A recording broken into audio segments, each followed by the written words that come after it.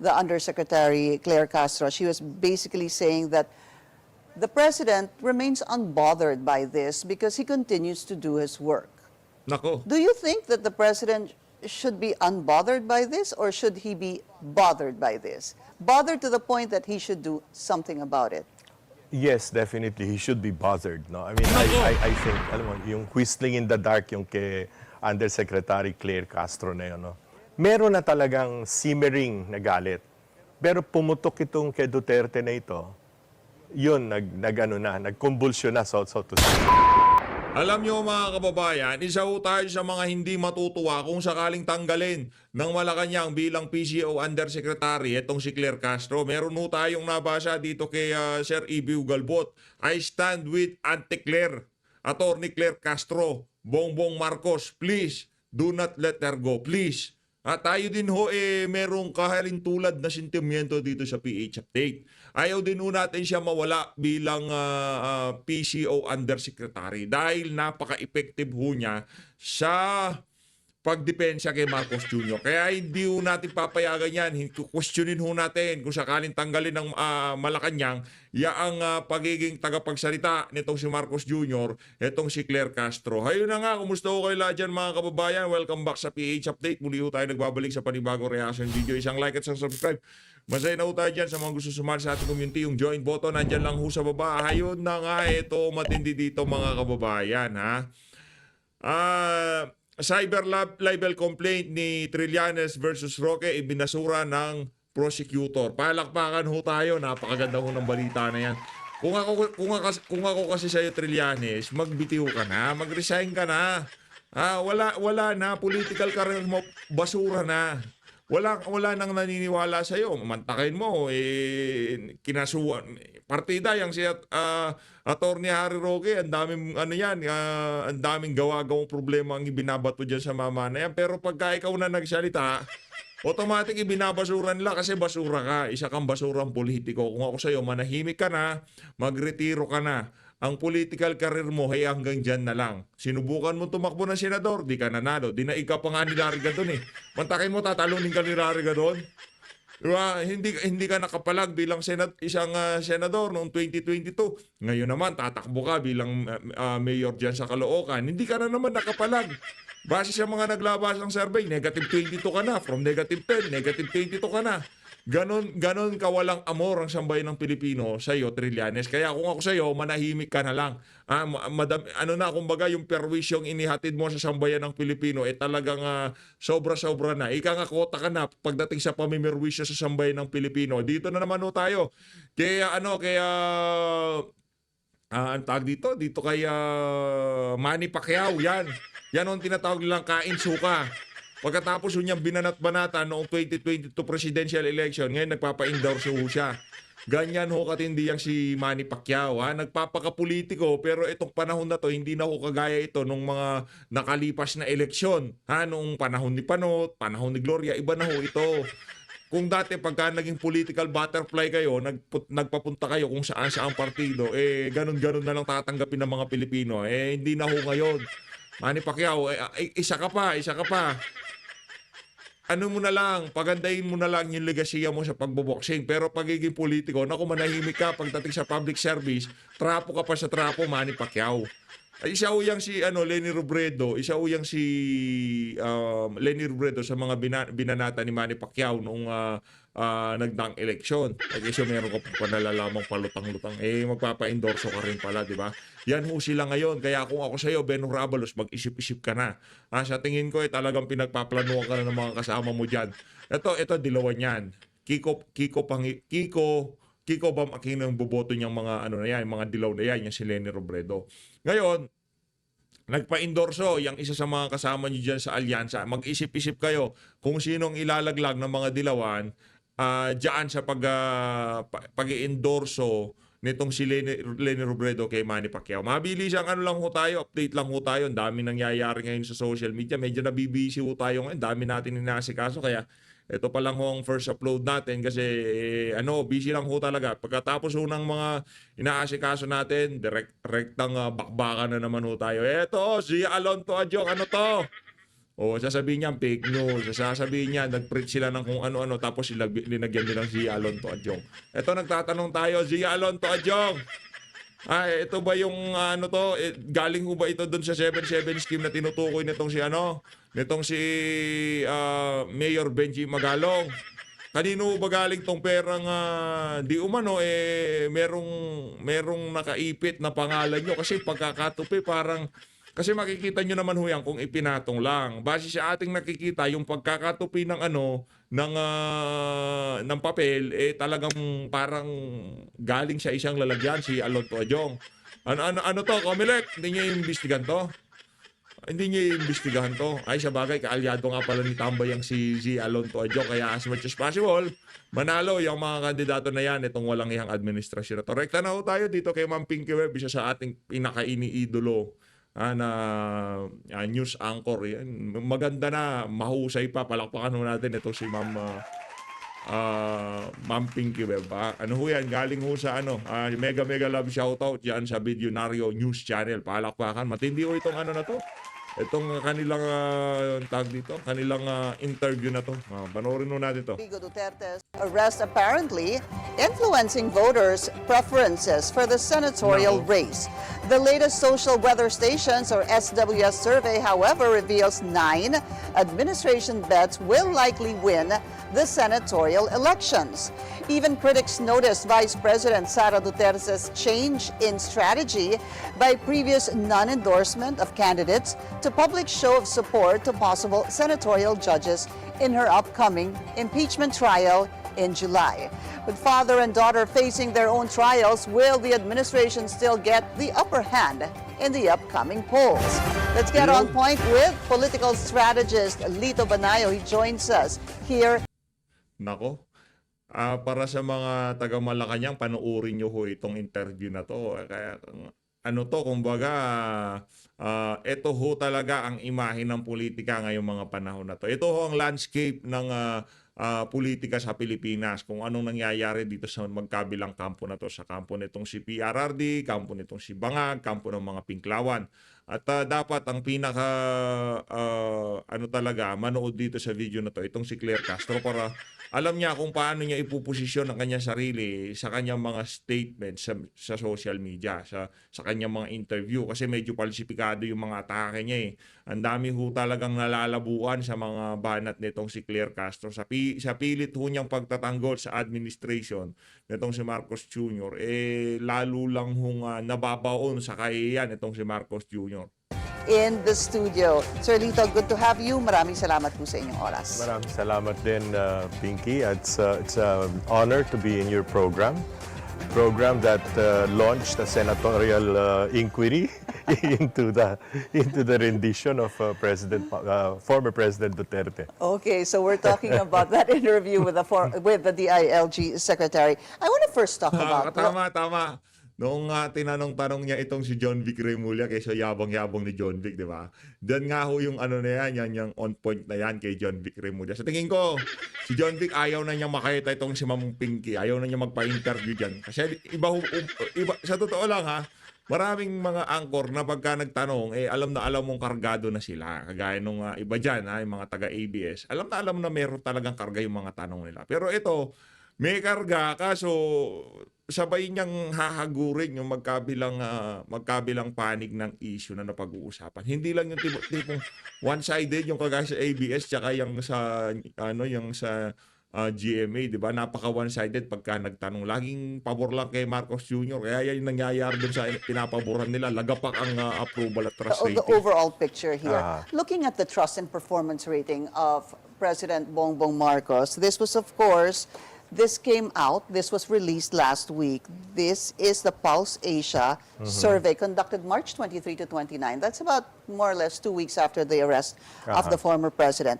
Approval rating and trust rating of President Bongbong Marcos down by 17 points from 42 to 25 approval and trust likewise 42 to 45. In contrast, isasama ko na po to, Sir Lito, VP Sara's approval up 52 to 59, and trust 53 to 61. Overall picture, why did this happen? You will notice, even in the early Claire, makinig ka ha. Ito, ano to, political strategist to.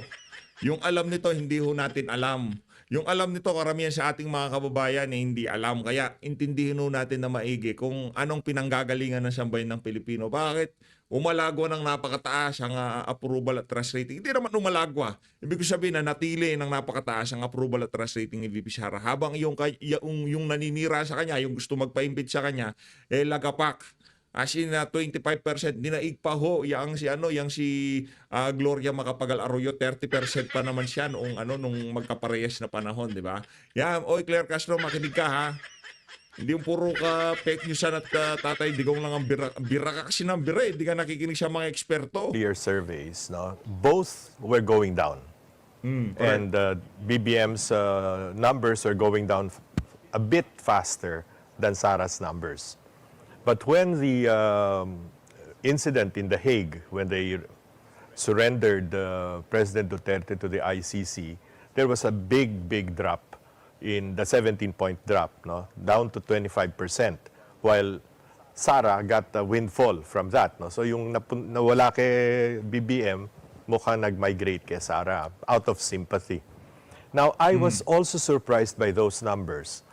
So I looked at previous Pulse Asia numbers, and they showed that President, in the same period, March 2025 versus Duterte's March 2019 versus Pinoy's February 2013 and Arroyo's March 2007. Okay. Puro midterm elections ito, no? Okay, Marcos sa inyo, ha? is down to 25%, but Duterte was 87% during that period. Yeah. Aquino was 68%, also Para quite high. makita nyo rin pinag-uusapan GMA was 30%. So I was surprised at that. I always thought GMA was always the lowest, no, among all presidents. But tinalo pa niya sa 30% versus 25%. So this is really public sentiment. This is a show of emotion, no?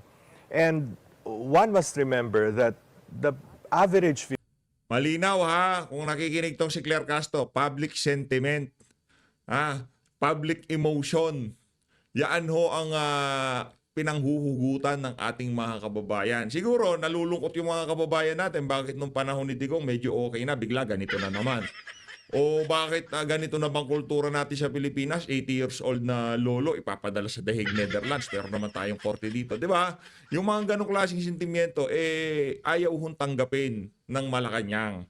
Kasi pagka hindi nyo inaccept na mayroong problema, kailanman hindi nyo yan masusolusyonan. Ganun lang o kasimple ang buhay. Pagka may problema, tanggapin mo sa sarili mo na mayroong problema. Huwag mo ipagpilitan na pinapalaki nila yung ulo nila na kesyo, ano yan, fake news yan, aapektuhan sila ng fake news. Baka yan yung mga hindi nakakatanggap ng, hindi nakakarating sa kanilang programa ng pamahalaan. Ganun sila eh. Laging nag-aanap po sila ng, yung masisisi. Naghanap po sila ng masisisi. Si dating Pangulo Rodrigo Duterte, kesyo puro fake news naglalabas, ang ganun ho. Pero yung doon sa ginagawa nilang approach doon sa mga problema natin, hindi ho nila sinisiyasa, hindi ho nila ina-assess epektibo ba to, gumagana ba tong pamimigay ng ayuda, bumababa na ba ang presyo ng mga pangunahing bilhin. Kasi yun araw-araw hindi kailangan yun ng fake news. Pupunta ka ng tindahan, bibili ka ng pagkain. O lalabas ka sa karsada, makikita mo yung laganap ng illegal na droga. Yun hindi ko kailangan ng fake news yun. Yun ang realidad na araw-araw na sinasagupan ng mga ordinaryong Pilipino sa palengke at karsada. Yun. Hindi kailangan ng tawag dito, di kailangan ng social media. Yun sa ayot sa gusto ng ating mga kababayan, makikita ho nila yan. Kaya mga propaganda sa social media, hindi uubra yan. Filipino voter Sino votes yan? according to his emotions, according to his sentiments, no? Or in the absence of such, according to the popularity of the individual candidate, no? So meron talagang resentment against the present government. Now, yung slow drop before, yung dati, baba ng baba, could be linked to inflation, high unemployment, the usual economic factors, the quality of life, no, and the cost of living. But itong nangyari sa The Hague, ito nangyari sa ICC, biglang yung resentment na yon umakyat to anger against the government. And that is the result. So if this survey was taken, you think prior to the arrest and turnover of the president, we're not going to see this big a drop in the president's trust and performance yes. ratings. That's what you're saying. Yes, yes, Dahil nangyari po definitely. Naku, yari kayo dyan. Minadali ho nila tipong, hindi ko alam, siguro habang nagsisesyon sila, padala na natin siya, may pagkakataon na, nasa na si Tatay Digong, nasa Hong Kong na, hulihin na natin, o yan, minadali ho nila, minadali rin ho silang sinuka ng sambayan ng Pilipino. Ayan ho mga kababayan. Yang 25% na yan, maliwanag pa ho sa sikat ng araw na meron talagang problema sa mga polisiya ng pamahalaan. Meron hong problema dyan sa pagpapadala kay dating Pangulong Rodrigo Duterte dyan sa The Hague, Netherlands. Naiintindihan ng ating mga kababayan na meron tayong korteng gumagana dito. Bakit pa natin kailangan ipadala ang ating kababayan dyan sa banyagang korte na yan para sila maglitis dito kay Tatay Digong. Naiintindihan ho yun ng ating mga kababayan. Kaya yaan ho ang resulta ng approval at trust rating nitong si Marcos Jr. Magagawa na, ganyan talaga ang buhay, bangag.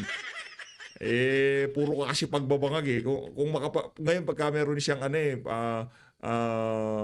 interview o meron siyang speech sa media sa labas, di ba? Ano ho siya ngayon, yung pinipilit ho niyang maging masaya, pero kitang-kita ho natin sa kanyang mata ang kalungkutan, no? Nakikita ho natin yung yung pagdurugo ng puso niya, diyan sa ginawa nila kay dating Pangulong Rodrigo Duterte, hindi ho talaga popular. Kaya kung ako sa iyo, Marcos Jr., para makabawi-bawi ka, susunod na asikasuhin mo na yan kung paano maipababalik dito si dating Pangulong Rodrigo Duterte. Kahit na magmukha kang tanga, gawin nyo ho yun. Kahit pa paano maiibsan ang galit ng sambayan ng Pilipino dyan sa mga kabangagang naiisip nyo. Yun lang naman ho yun. Kung maipabalik ni Marcos Jr. dito si Tatay Digong, kasalanan din naman nila yan. Inayos lang nila yung ginawa nilang problema. Wala na ho tayong pag-uusapan doon. Pero yun ho ay siya katibayan na itong mga Marcos na to hindi dapat pagkatiwalaan. Pagkakaluluhuli nila sarili nilang kalahi para lamang ma-eliminate yung mga posibleng makalaban nila sa politika. Kaya ho nilang gumawa ng mga kung ano-anong mga aligasyon, kwento, diyan sa House of Representatives para ma-impeach itong si BP Sara. Ganyan ho sila karumi maglaro ng politika. Kaya kung sa mga susunod na panahon, ayaw nyo na hong makakita ng ganitong klaseng pamumulitika, simple lang ho yan. Iboto ho natin itong 10 kandidato nitong si dating Pangulong Rodrigo Duterte. Again, 10 ho yan. Merong dahilan kung bakit pinili yung mga individual na yan na mapasama sa listahan. Hindi naman ho pwede basta-basta mapasama dyan. Ika nga maraming siguro malamang marami hong ligaw kay Tatay Digong, marami hong nagpunta sa Davao para sumali dyan sa lineup na yan, pero hindi ho sila napagbigyan. Kayo ba namang magre-retiro na lang kayo, matatapos na lang termino nyo, 87% pa. Nasa line of 8 pa ang approval at trust rating nyo. Kaya yung mga nasa alyansa, marami hong nangangarap sa mga yan na sana nandito sila sa listahan ni dating Pangulong Rodrigo Duterte. Ito 2 weeks ang sinasabi nyo, ito yung naging sentimiento ng publiko. Oo. Let's say that the president is obviously still doing his job, as mentioned a while ago by the Undersecretary Claire Castro. She was basically saying that the president remains unbothered by this because he continues to do his work.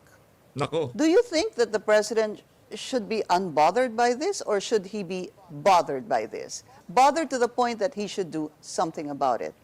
Yes, definitely. He should be bothered. No? I mean, I think, alam mo, yung whistling in the dark yung kay Undersecretary Claire Castro na yun, no? No. The truth is he must be bothered. And even his senatorial candidates are bothered by this, no? Because kailangan daw mabahala. Kailangan mabagabag ng Pangulo ng Republika ng Pilipinas diyan sa mga numero na yan. Kaya yung sinasabi nitong si Claire Castro na hindi nababahala, hindi nababagabag ang presidente diyan sa mga numero na yan, yun ho salita ng mga bangag. Salita ho ng mga addictus benedictus. Bakit kanyo? Dahil sa sobrang confident nila, akala nila lahat ng ginagawa nila ay gusto ng sambayan ng Pilipino. Akala niyo ba pagka narinig tayo nitong si Marcos Jr., maniniwala siya sa atin? Sa bagay, hindi siya maniniwala kasi nasa kampo tayo ni dating Pangulong Rodrigo Duterte. Halimbawa, hindi ho tayo partisan. Sinasabi ho natin ito na kailangan niyang mabahala, mabagapag. O kahit dito kay Sher, dito sa political strategies na to. Halimbawa, narinig niya mga sinabi niya. Akala niyo ho ba maniniwala siya dito kay Sher? Hindi ho. Kasi yung confidence level ng mga bangag, ibang klase ho. Yung self-confidence nila, akala mo lahat na sinasabi nila pinapaniwalaan ng ating mga kababayan. Akala niya pagka nagsalita siya, pansin niyo ba yon? Pagka meron siyang speech sa labas, pagka nagsalita siya, confident siya. Akala mo talagang napapaliwanag niya ng maigi yung mga sinasabi niya. Nasa utak lang niya ho yun. Kumbaga nasa utak lang niya na, ay, naiintindihan ako ng mga kinakausap ko. Nagpalakpakan sila. Bilib na bilib sila sa akin. Nasa utak niya ho yun. Pero yung tunay na sentimiento ng ating mga kababayan doon sa mga sinabi niya, sa mga naging aksyon niya, kung sakaling sasalungatin yon, hindi niya pa rin ho paniniwalaan. Ganon ho katindi ang mga bangag na yan. Kahit ilang eksperto pa magsabi sa kanya na, oy, trabahuhin mo yung approval at trust rating mo na yan kasi yung Pulse Asia na yan, maraming sumusunod dyan sa survey na yan. Ayusin niyo yan. Pero sa tingin mo natin natrabaho na nila yung yung Pulse Asia na yan. Sa susunod magiging 26 na yan, malamang sa malamang, ha? Yan ang problema sa mga bangag. Kaya kung meron kayong kabag-anak na nagbabangag, pagka sinabi niyo, huwag ka magbangag, delikado yan, masisira buhay mo dyan, di ba gaganunin mo? Meron na kung yan sa utak nila na hindi naman masama yan. Kumbaga, sabi nga ni Marvel, nagpapakaba lang ng oras. Hindi masama yan. Feel ko nga ang tali-talino ko pagka gumagamit ako nito. Ganyan sila eh. Pero hindi po tayo gumamit yan. Hindi po tayo gumamit yan. Nag-smoke ko tayo, nag-iinom ho tayo, pero yan hindi po tayo gumamit yung substance na yan. Ngayon, kahit anong pilit mo, kahit anong halimbawa mo sa kanila na mababaliw sila, masisira buhay nila dyan, hindi naman maniniwala yung mga bangag na yan. Lalo na kung presidente pa, di ba? Naku, lahat na lang ng lahat ng resources nasa kanila. Kaya kahit na magbangag sila ng magbangag, naku. So it really impacts on their winnability in these midterm elections. Now, the question is, what can you do in 3 weeks? No? What can you change the price of rice in 3 weeks? Naku. No? Can you change the price of pork and all other food commodities in 3 weeks? No? This has been, in fairness to him, it's not only because of him. It's been a result of neglect of the agricultural sector for far too long. Pero ngayon sa From kanya, previous administrations. from previous administrations, no? Pagkatapos ngayon sa kanya, sinalo niya, Sa and kanya then Ano ho yan? Totoo ho yan. Kahit nung panahon ni dating Pangulong Rodrigo Duterte, dyan na lang ho sa National Irrigation Authority. Yan na lang patubig ho. Diba? Ang laki ho ng problema natin dyan. Abono sila ng abono. Wala namang patubig. Doon pa lang ho sa patubig, ang laking ginhawa na nun pagka inaayos eh. Yung irrigation sa buong Pilipinas. Yun pa lang ho, talagang napabayaan. Hindi ho tayo dito na dahil dating Pangulong Rodrigo Duterte naging administration. Pero yung effort ng nagdaang administration, mas okay naman kaysa sa ginagawa nitong si Marcos Jr. Pagdating sa agrikultura. Yun ang atin dito. Hindi naging sapat, hindi gumanda ang estado ng agrikultura sa ating bansa noong panahon ni Tatay Digong. Pero di hamak ko na mas okay naman dito sa administrasyon ni Marcos Jr. naging agriculture secretary pa siya, wala namang nagawa nung panahon na Naku. agriculture secretary siya. Yari ka dyan. It has become too complex an issue. It's not easy to solve. But I still question that 17% drop. I know you had given me reasons for that.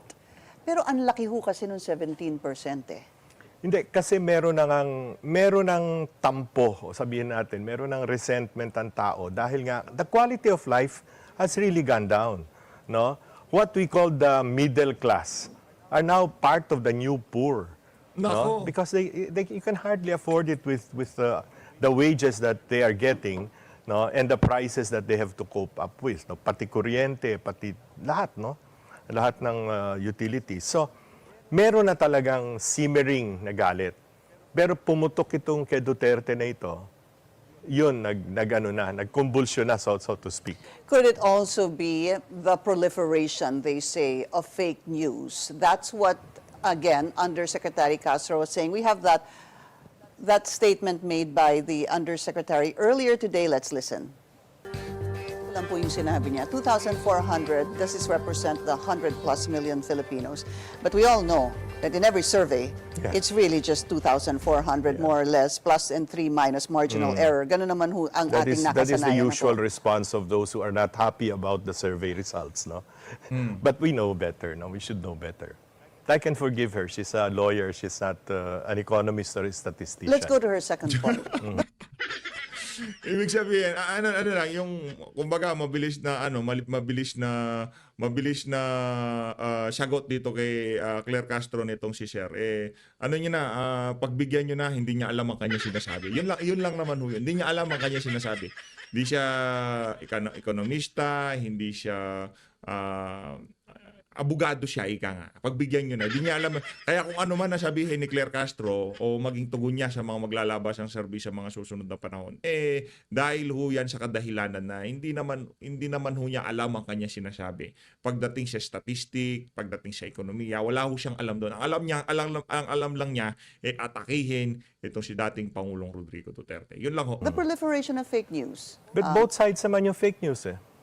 Di ba? I mean, both sides have their armies of trolls. One has the DDS, one has the Marcos loyalists. Kanya-kanyang ano yan, eh. They're just tit for tat. You don't think one is more powerful than the other? Or one Fake is more news. supported compared to the other? This is an election is always a situation where bad news sells more than good news. No?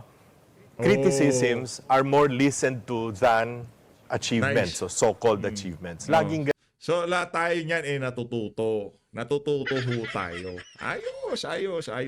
ganyan yan.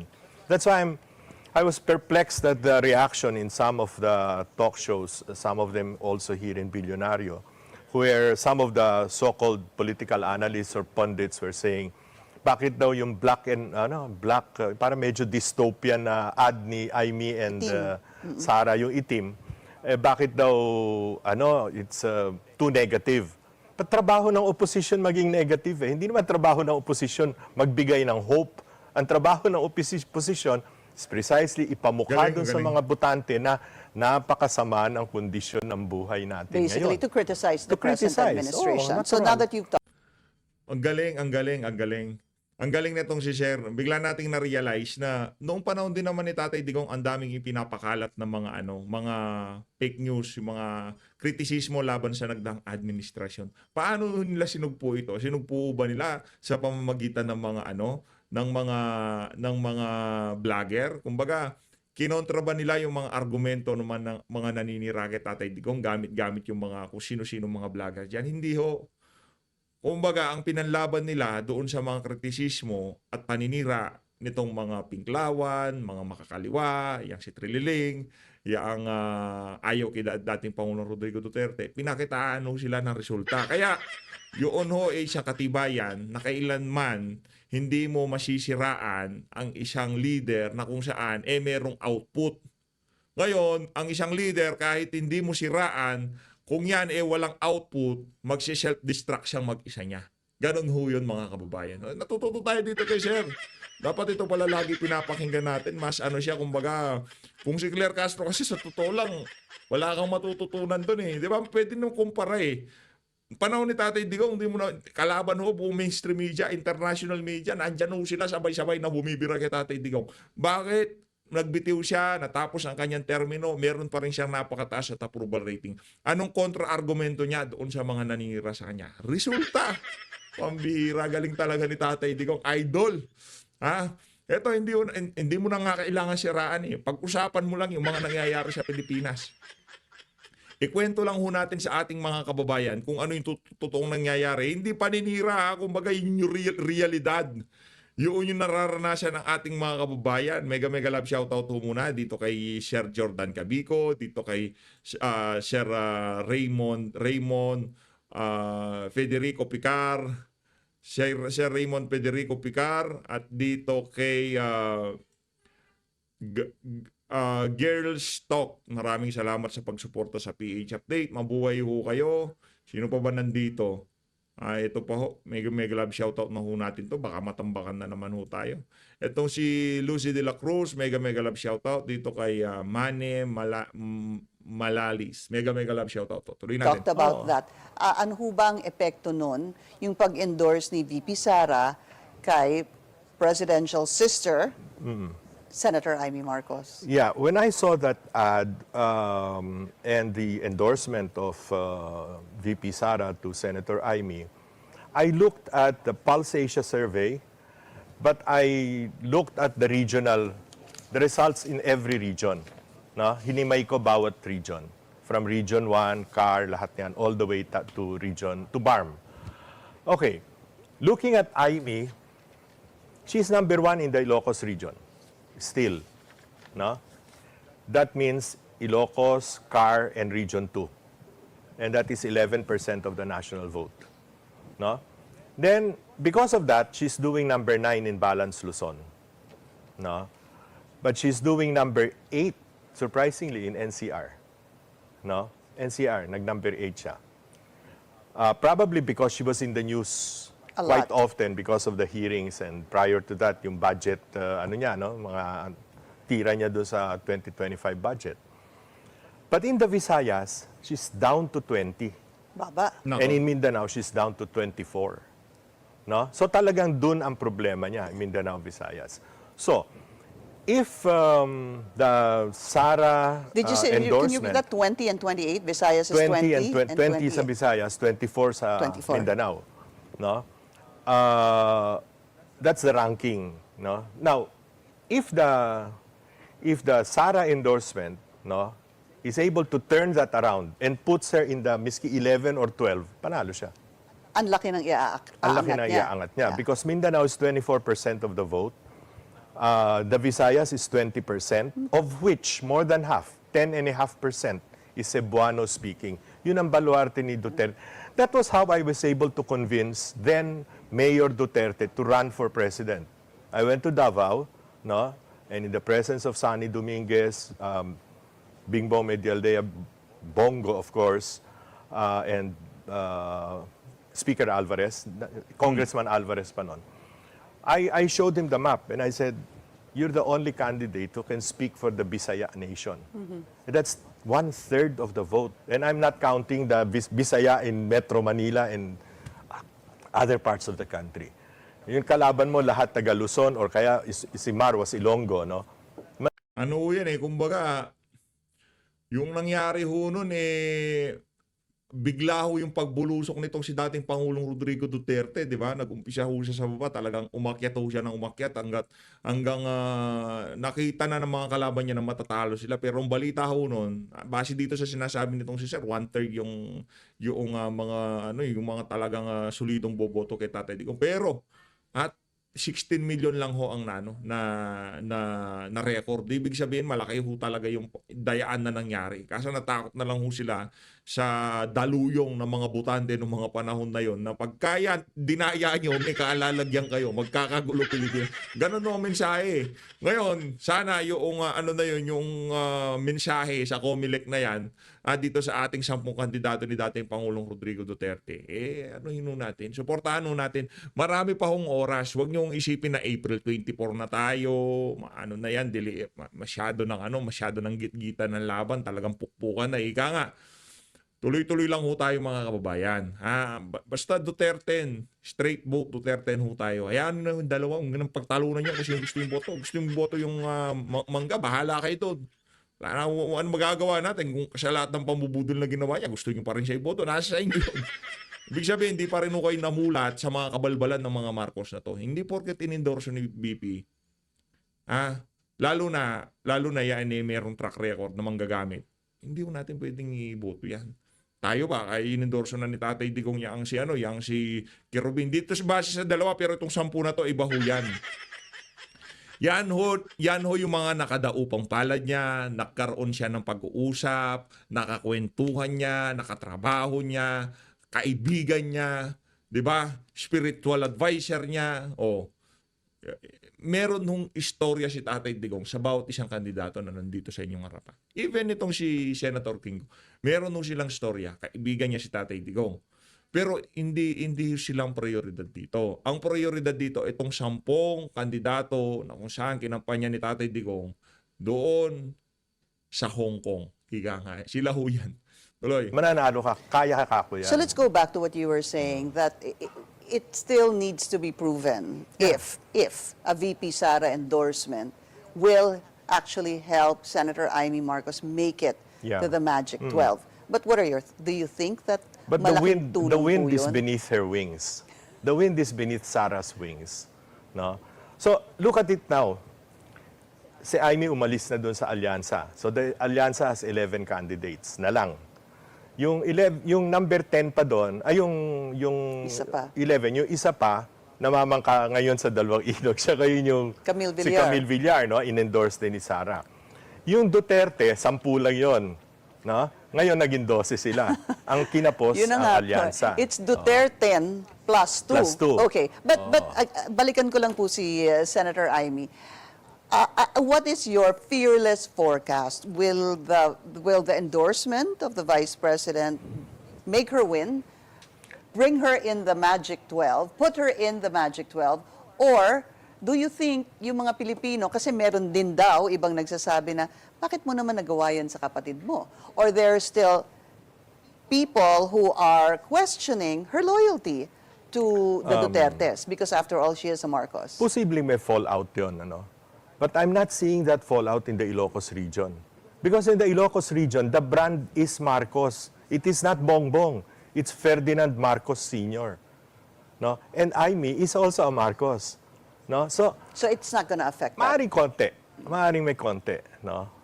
And then again, sanay na rin naman ang tao doon sa magkapatid. Abby Binay, Nancy Binay, Cayetano, Alan Lino, and Lino. Di ba? Ang dami na yan eh. Wala na yan. JV and JV and Jinggoy. Jinggoy. Ano na yan? Sanay na tao yan. I It's not going to be...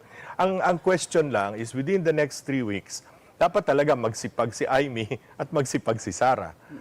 If they do their roles very well, this is a fearless forecast. I'm sure Ronald Llamas, my friend Ronald Llamas will disagree with me. I expect 4 of Sara's candidates. Sabihin na natin make Team Sara. 4 to make it, possibly 5. Okay. Okay. I'm gonna stop you there because alamin natin sino yung 4 or 5 na posibleng mapasok sa iyong fearless No. forecast sa Magic 12 of the senatorial candidates come May 12. We'll be Ito, rekta na ho tayo sa pagbanggit ng 4 na to nitong si Sir. strategist Lito Banayo. So, iti-teaser natin yung mamaya ko po babalikan yung fearless forecast na 4 to 5. I want to talk about Congresswoman now running for the Senate, Camille Villar. The Vice President also endorsing her at yung kanilang ad sa mga magkakaibigan, walang iwanan. Gaano ho ba katindi kapag sinabi nilang sa mga magkakaibigan, walang iwanan? Malaking bagay yun. No? What's going also for Camille, of course, is the fortune, the Villar fortune. No? And in the last weeks of the campaign, that matters a lot. No? Kasi kailangan lang naman idagdag ka doon sa listahan ng ng sample ballots ng mga local candidates, no? That can mean a lot, no? So when we're talking of kanina sabi ko 4, possibly 5. Okay. You have Bongo and Bato, sure na 'yon, pasok na 'yon. Sure. You have Amy, Villar and Marcoleta. Any of those, minimum of 4, max of 5. So ang maximum mo would be Marcoleta at number 5. Yeah. Obviously, you would... Well, Marcoleta because of the Iglesia Yeah. factor. Pero ibig ko sabihin, para po sa inyo, doon sa tatlo, Amy, Villar, and Marcoleta, mauuna pong pumasok yung... Gusto ko natin manalo lahat, okay? Pero ito ho ay isang political strategies. Kumbaga, ito ho yung nababasa niya sa mga datos na nakikita niya. Mas maigi na ho na makita na ho natin kung ano ang larawan ng politika sa mga ganitong klaseng individual ngayong mga panahon na to. Pero wag ho kayo panghinaan ng loob. In-endorse ho yan ni Tatay Digong. Suportahan ho natin. Two Not women necessarily. bago. Basta Not doon sa yung tatlong yon, either dalawa lang doon ang papasok or yung tatlo all papasok. Pero sinabi niyo po kanina, may isa pa na namamangka sa dalawang ilog. And then that is Congresswoman Camille Camille. Villar. Now, that's what I want to ask you. How does the endorsement of the VP to Camille differ?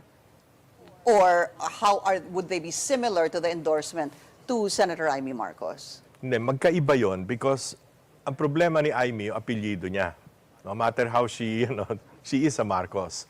So yung galit ng mga tao dun sa pagkakabuwag ng unit team at tingin nila na api si Sara and then of Sara. course si Pangulong Duterte pinakulong sa ICC, no? Sobra yung backlash nun kay Amy. Pero hopefully nga for her magamot yun ng endorsement ni Sara, who is for all intents and purposes the titular head of the opposition now, no? Yung kay Camille naman, ang problema lang ni Camille, NCR or rather Las Piñas is too small a baluarte as against the Ilocos region which is 11%. And I was also looking at the names of the first 20 candidates. Nag-iisa lang palang Ilocano si Amy sa lahat ng kandidato in the first 20 or even up to first 24. Okay. So malaking bagay yun. Ilocanos can be very clannish, parang Bicolano rin yan, na kapwa no. So that is a factor. But on the other hand, I guess for the Villars, they're going to contribute a lot to the local candidates to make sure that her name, Camille's name, is in the sample ballots of the local candidates. Should she leave Alianza, or should Alianza say it's time to choose, or is there even time to say you should choose? If I were in the Alianza, if I were behind the scenes in the Alianza, I would recommend that we jettison her. Tanggalin natin, no? Kesa leave it hanging. But on So- the other hand also, if I were working for Camille Villar, I would also recommend na pumalas na siya. Para I malinaw see. na malinaw malinaw siya. Oh. Kung sinong totoo niyang kaibigan. Yeah, she has to choose. Either way. What's the effect of not doing that? Not choosing? For her? Hindi Two magiging things, for her and for bagong Alianza. Hindi magiging ganun for her, hindi magiging ganun katindi yung support na makukuha niya because of the endorsement. Probably in Davao to work, the Davao region, but in other parts of Mindanao, like northern Mindanao, Zamboanga, and even in Cebu, baka hindi ganun kalaki. And what is the effect of that if Alianza It says, will demoralize Alianza. Kasi pag tiningnan mo, why am I saying for PDP or for the Sara team Sara, possibly 4 to 5. Meron ka pang isang independent na mukhang mananalo, si Ben Tulfo. No? So 6 na yan na out of the Alianza. Magka-crowd ngayon yung mga number 6, 7, all the way down to 12 ng Alianza, sila maglalabanan to be inside. No? So this is going to be a very suspenseful election. sige, tignan po natin yung Pulse Asia and SWS survey. Let's go to the latest one, the SWS. Ayun na nga mga kababayan, dito na una tatapusin ang ating reaction video. Maraming salamat sa pag-support sa Page Update. Mag-ingat po kayo lahat. Mahalin natin ang Pilipinas. Mabuhay. Maraming salamat di sa Billionaire News Channel.